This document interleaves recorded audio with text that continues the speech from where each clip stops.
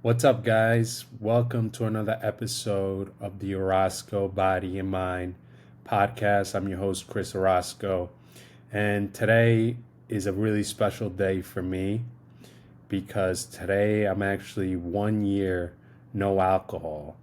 And a year ago, I decided to take on that journey and sort of set a goal for myself.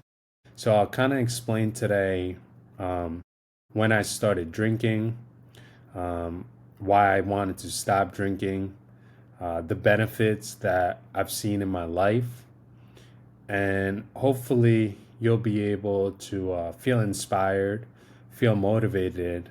That if this is something that you want to do, um, have kind of some of the tools that I've used, and really improve the way that you feel, the way that you go through life, the way you move. So I really just want to give you inspiration today. So let me explain a little bit about my journey with alcohol and why I started drinking. Um, my first ever drink, I remember to this day, was when I was in eighth grade, and I was hanging out with a couple buddies, and they were just like, let's open up a can of beer. And I remember like it was yesterday, and I decided to have my first beer. And I remember that I liked I liked how it tastes. I remember I was like, wow, this actually tastes pretty good. And then I remember having like two or three, and kind of not feeling anything, but I did like the taste. And when I got to high school, this is when all the parties started. This is when kids started hanging out more. And I was a freshman on the basketball team because I played varsity. And I was hanging out with some seniors. And this is where hanging out with seniors as a freshman, you get invited to parties, you get invited to, uh, you know, places where there's alcohol, especially in the town where I grew up. So I kind of started drinking. I kind of started drinking casually. I would drink on the weekends. And since I liked the taste, I also liked what it felt like. I liked getting drunk. Liked, um, I liked everything about it. And I honestly didn't know that this was something that was harmful. I wasn't educated on alcohol being bad. I just thought that people adults do it, so why not try it? Why not experience what the adults were experiencing? And so I was drink on the weekends in high school, and I didn't know how I was drinking. So I would drink all sorts of different liquors, and I just like getting the feeling. I would go to parties, get drunk, and I would have some nights where I didn't remember certain things. Um, this happened a good amount of times, but I wasn't drinking all the time. I wasn't drinking every day, just on the weekends. Anyways, I was also on the basketball team, and I was a pretty good high school basketball player. But I remember feeling like we would have like games, and I remember it was affecting my coordination.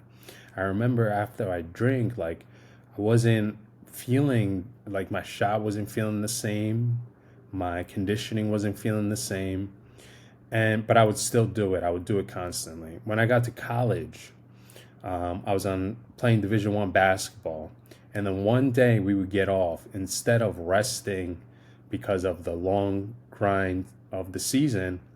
I would go out and I would get very drunk. I would do things that were honestly just not proud of. I would hang out with girls, and I would um, just be a version of myself that I was not really happy with. And this was kind of where I was like, this is something that I'm doing it because other people are doing it, but it wasn't because I was feeling really good about it. I started having the back of my mind a voice that was telling me You need to kind of slow down, but I would still do it.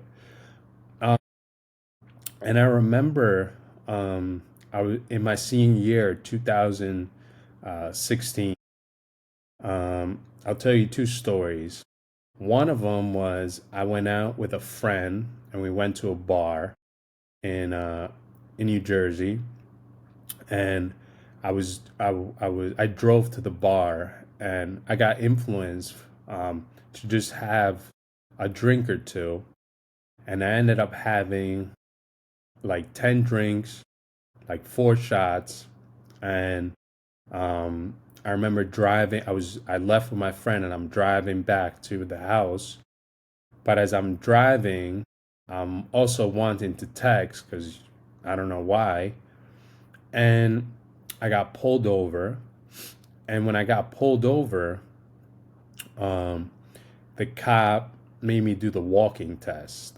And I for sure thought I was going to get arrested. He made me do the walking test, but somehow, some way, by the grace of God, um, I was able to pass. He didn't do the breathalyzer, but he was able to see that I was okay. He didn't know I was drunk. I don't know how, and he ended up not giving me a ticket, not giving me anything. But I was this was the most scared I've ever been. I mean, I was just devastated, and I couldn't believe what just happened. Um, but this wasn't um, a sign that like I still continue to drink after this. Um, and and then in college one time, I was hanging out with um, some friends on the basketball team. We went out to this party in the lawn, and I got so drunk that um, I was kind of talking um, kind of bad about this one kid, and I was so drunk that somebody came up to me and they said, "What'd you say about me?" Blah blah blah. I didn't watch my mouth, and the kid just punched me right in the face. I fell down and I was unconscious for I would say 2 to 3 minutes. And people were filming me. People were just making fun of the situation that somebody had knocked me out. And this was another wake up call that alcohol was not bringing any good into my life.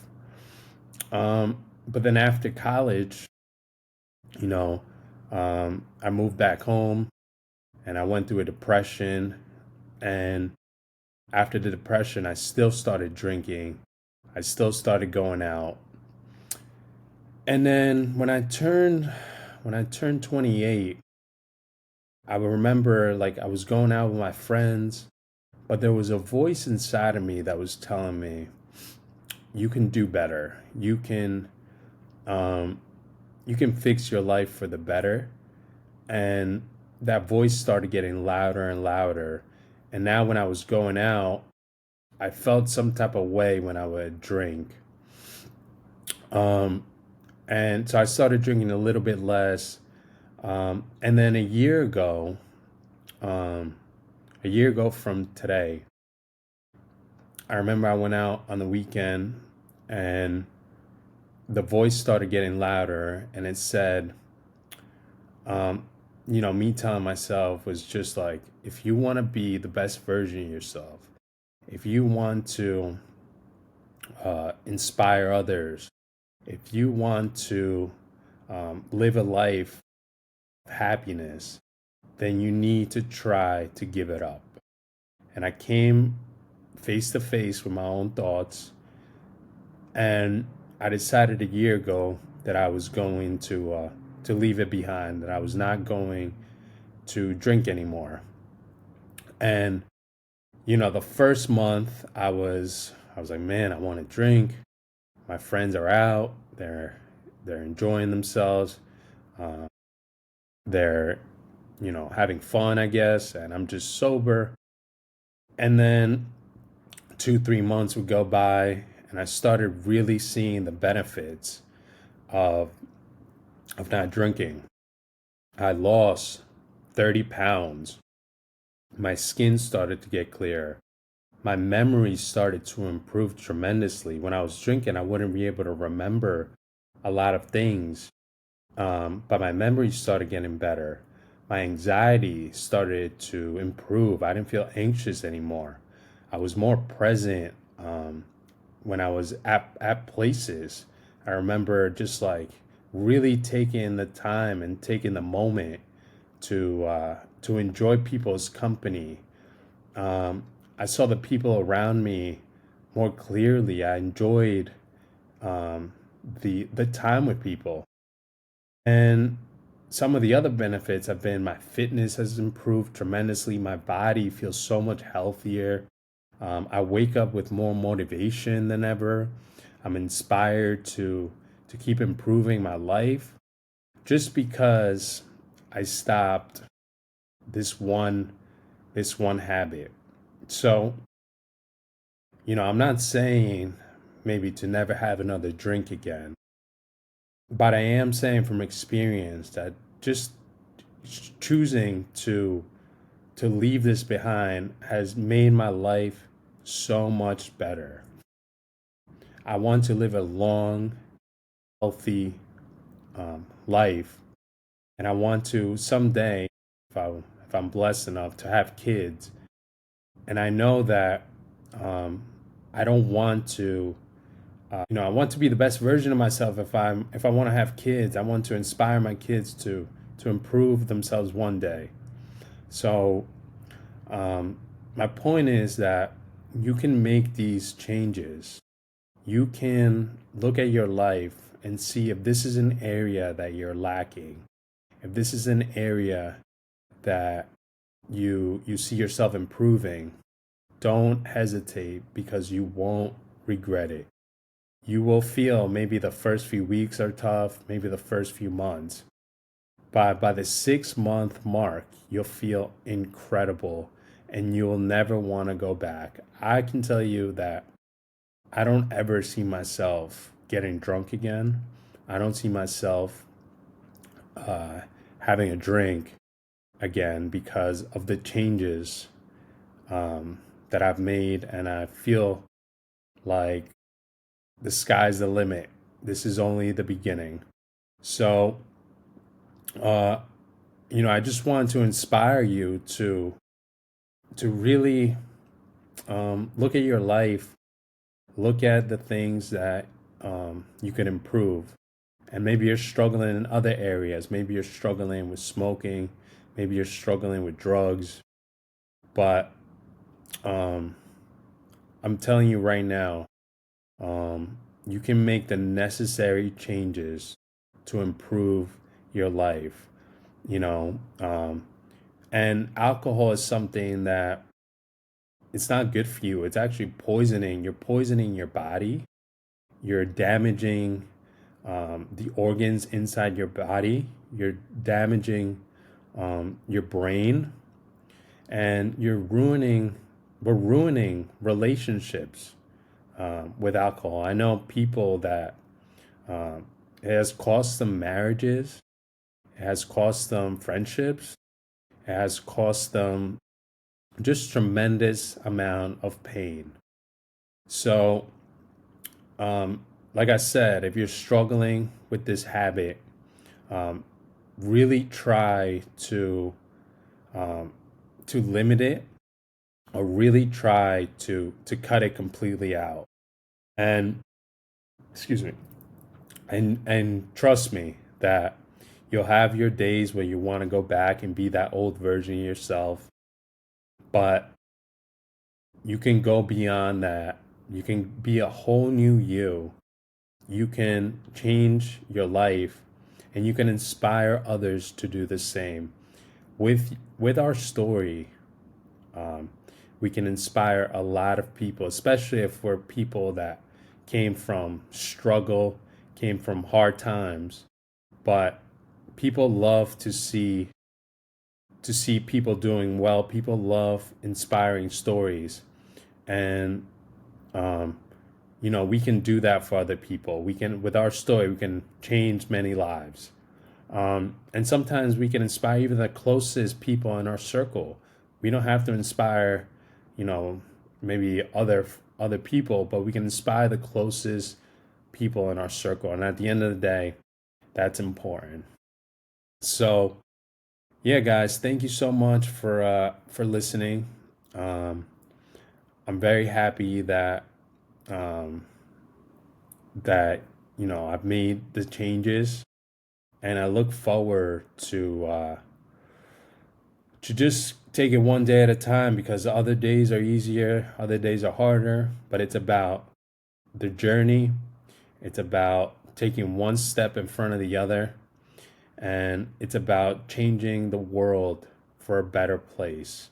I've actually heard that we can change our whole family tree, the whole lineage, because of the way that we live our lives.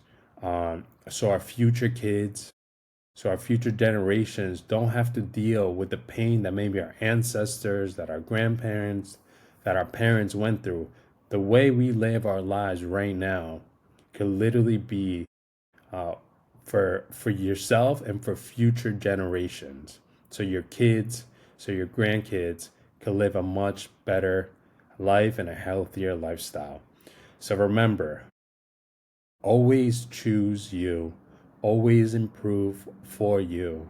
But if you, for some reason, can't improve it for yourself, then do it for the people that love you. Do it for the people that care for you, and do it because um, you want to improve your life. So I just wanted to give you a little motivation. I wanted to inspire you. And remember to always work on yourself, work in your life, because if you work in these areas in your life, you'll be the best version of yourself and you'll be unstoppable. So thanks for listening, guys. I hope you guys have a wonderful day. And I hope that you you become who you want to become. You become the best version of yourself. So take care, and I'll see you guys soon.